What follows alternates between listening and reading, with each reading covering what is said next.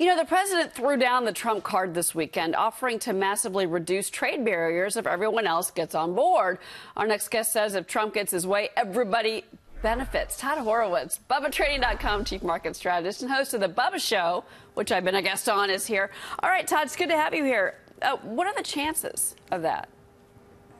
It's great to be here, Sean, and I think the chances are very good. I think that Donald Trump has shown that he is the ultimate deal maker, and he's going to hold out for what he thinks is fair for everybody. I think the one thing we can say about President Trump is he truly cares about America, and he truly cares about the way that we've been treated. And he's the first president I can remember since Reagan that had the guts to stand up to the other world leaders.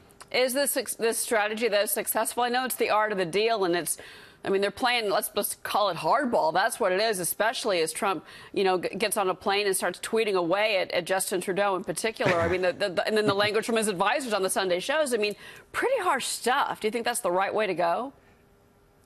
Well, I think that's his way. Now, whether it's right or not, I mean, that we'll see how it plays out when it's all said and done. But I think it will play out to the advantage of the Americans. I think it will play out to the advantage of the United States. So I think that, you know, is it the exact way that I would do it? Maybe not. But I think that he's learned and he's done things so well that I'm not going to get in his way, because I think he's got us on the right track and he's got the country on the right track. Well, I mean, look, nobody's gotten more press lately than the dairy farmers talking about a 270% tariff on them when it comes to Canada. But we have a trade surplus with Canada, Todd. That's issue number one. And number two, if we do get this tit for tat going with the Europeans and with NAFTA and the Mexicans and the Canadians, what does that mean for the market?